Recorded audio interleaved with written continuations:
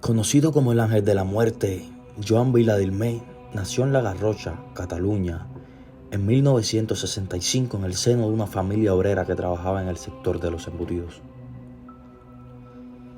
De carácter asocial, sedentario y con poca práctica para los estudios, se desarrollaba un joven sin un entorno social sólido y con una fuerte inseguridad personal por su acné, su indefinición sexual y su temblor de mano significativo.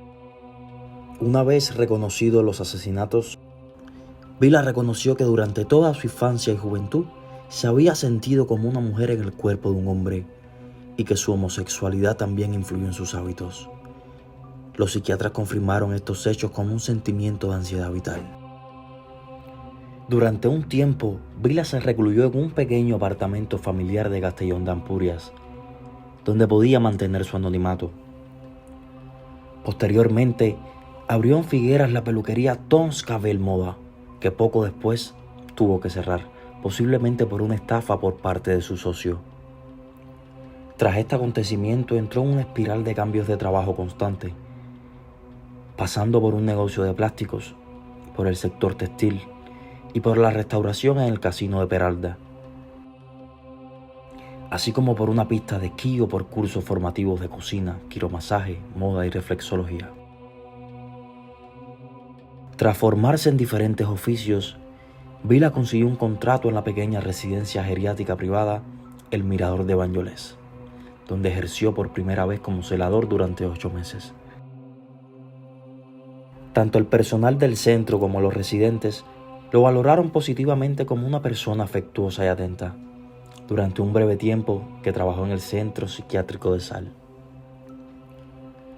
A principios de 2006 fue contratado como auxiliar de enfermería en la residencia geriátrica Fundación La Caridad de Olot.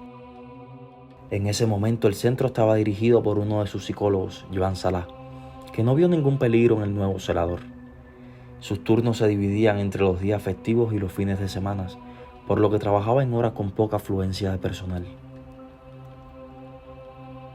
En agosto de 2009, Vila cometió sus primeros asesinatos con 2 métodos iniciales diferentes. El primero, un cóctel de barbitúricos y fármacos que trituraba, mezclaba con agua y administraba a la víctima por vía oral. El segundo, empleado con los ancianos que eran diabéticos, consistía en administrar una sobredosis de insulina por vía intravenosa. Estos asesinatos se cometieron de forma muy espaciada en el tiempo, cada 2 o 3 meses hasta otoño de 2010, y durante la muerte, muchos familiares relataron que su sufrimiento fue agónico, incluso sangrando por la boca. Las víctimas eran en su mayoría mujeres de entre 80 y 96 años. Hasta ese momento, Vila había asesinado a un total de 8 mujeres. Desde 2006 hasta el momento previo a los 3 últimos gerontocidios, el celador se lamentaba con el resto del personal de geriátrico de "todas las ancianas se me mueren a mí". El resto del personal del centro coincidió en afirmar que Vila era un trabajador ejemplar, eficiente y atento con todas las personas internadas en el geriátrico. Además, dedicaba muchos esfuerzos a arreglar a las víctimas fallecidas y le gustaba el contar a las familias con detalle en qué circunstancias se había producido el fallecimiento. A finales de septiembre, Vila empezó a tener un cambio de carácter y a mostrarse más intransigente y violento.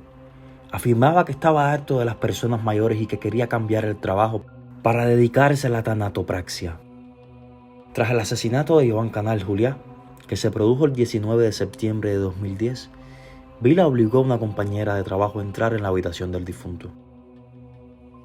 Sus últimos asesinatos se produjeron de forma muy consecutiva, entre el 12 y el 17 de octubre. Como consecuencia de su incremento de violencia, el celador cambió de táctica en estos 3 crímenes, empleando una mucho más cruel y agónica. Les hacía beber lejía o les inyectaba ácido desincrustante y otras sustancias corrosivas en la boca con una jeringa de grandes dimensiones.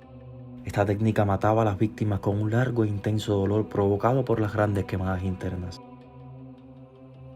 A lo largo de esa semana, Vila confesó en el juicio que había estado bebiendo vino con Coca-Cola durante 10 días. Por lo que respecta a la última víctima, Vila reconoció que tras matarla llegó a casa, se duchó y se puso a ver la tele sin remordimientos. acudió al tanatorio para su velatorio, donde estuvo animando a la familia durante mucho rato, tanto que incluso lo invitaron a quedarse en el velorio con el núcleo familiar más íntimo.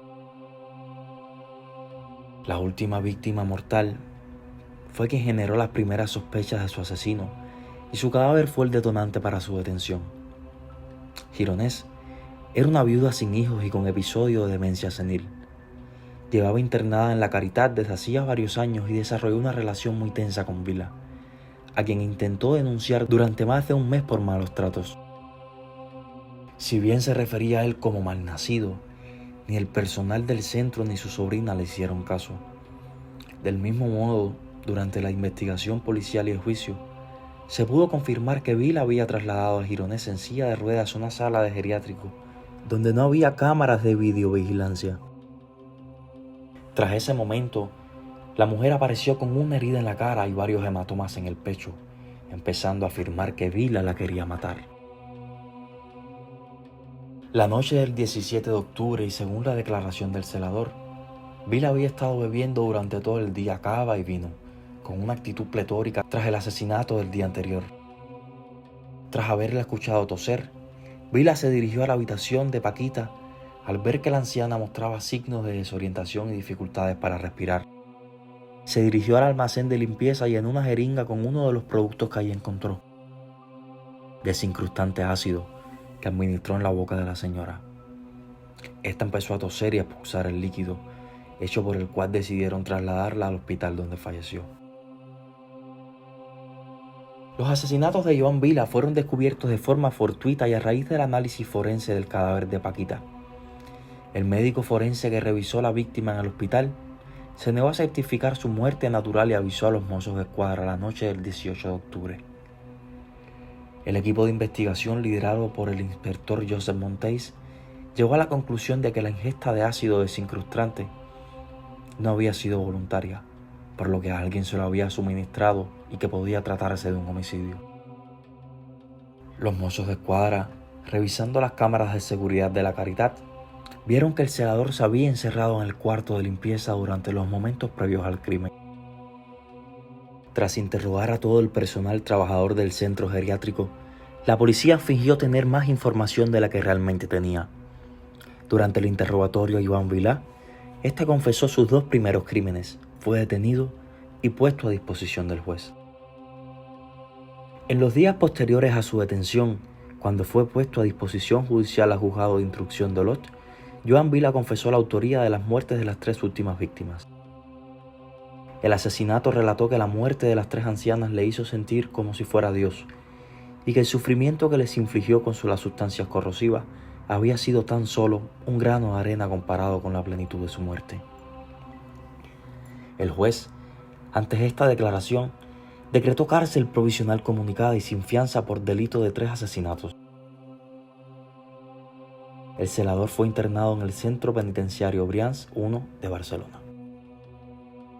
Un mes después, el celador solicitó nuevamente una comparecencia voluntaria ante el juzgado para confesar que en total había matado a 11 personas mayores durante su estancia laboral en el geriátrico La Caridad.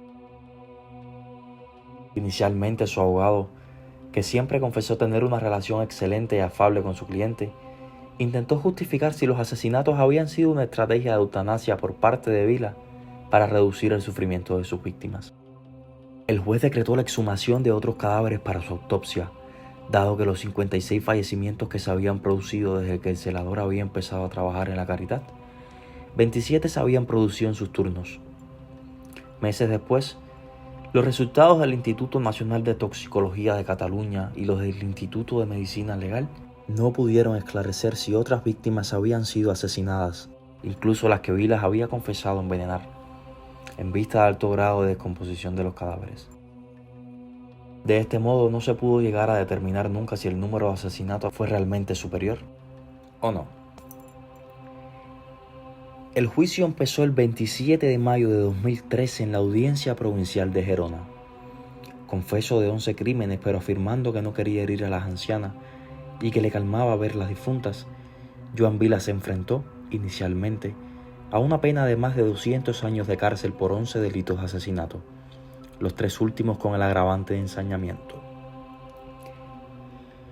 La acusación sostuvo que el asesino aprovechaba los momentos en los que había muy poco personal en el centro y que las víctimas mortales, de edad muy avanzada, se encontraban indefensas y solas en sus habitaciones.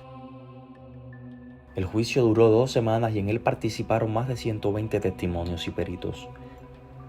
Por lo que respecta a la evaluación psiquiátrica, Álvaro Muro, coordinador de la Unidad de Hospitalización Psiquiátrica de Cataluña, declaró en el juicio que el acusado era una persona bondadosa con la gente de su entorno, pero que su soledad e introversión lo habían convertido, de forma progresiva, en una persona más peligrosa. A pesar del tratamiento psiquiátrico que había recibido en los primeros años, el resto de peritos que lo evaluaron afirmaron que Vila no era ni un psicópata, ni padecía de personalidad múltiple, ni no sabía distinguir entre el bien y el mal, por lo que no había motivos para apelar a estas cuestiones como atenuante de los asesinatos. El 21 de junio de 2013, la Audiencia Provincial de Gerona, a través de un jurado popular formado por 5 hombres y 4 mujeres, sentenció a Joan Vila, que en ese momento tenía 47 años, a una pena de 127 años y medio de cárcel por el asesinato de 11 personas con el agravante de traición y en 3 de ellos con el de ensañamiento. Por lo que respecta a los primeros 10 asesinados, las penas impuestas oscilaron entre los 10 y los 13 años de cárcel con el atenuante de confesión. Sin embargo, para la última víctima, se le aplicó la pena máxima de 20 años y 10 meses por causa de los agravantes de traición y crueldad, eximiendo al asesino del posible atenuante muy cualificado de confesión. En total, de los 194 años de cárcel posibles, el culpable fue sentenciado a 127 años. Adicionalmente, se le prohibió acercarse a menos de 100 metros o a comunicarse con cualquiera de las familias de las víctimas mortales durante un período de 10 años. Si bien la pena impuesta fue de 127 años, la estancia máxima establecida por la normativa penal en estos casos es de 40, a los que se decidió aplicar los beneficios penitenciarios de la pena global, hecho que retrasaría su salida de la cárcel establecida en el centro penitenciario Puig de Les Basses en Figueras. En términos económicos, el importe de las indemnizaciones totales por los asesinatos cometidos ascendió a los 369.000 euros, en concepto de responsabilidad civil derivada del delito. Además, el juicio también impuso parte de este importe al centro geriátrico, basándose en un artículo del Código Penal que explicita que las personas jurídicas titulares de un establecimiento donde un trabajador ha cometido un delito también son responsables civiles subsidiarios.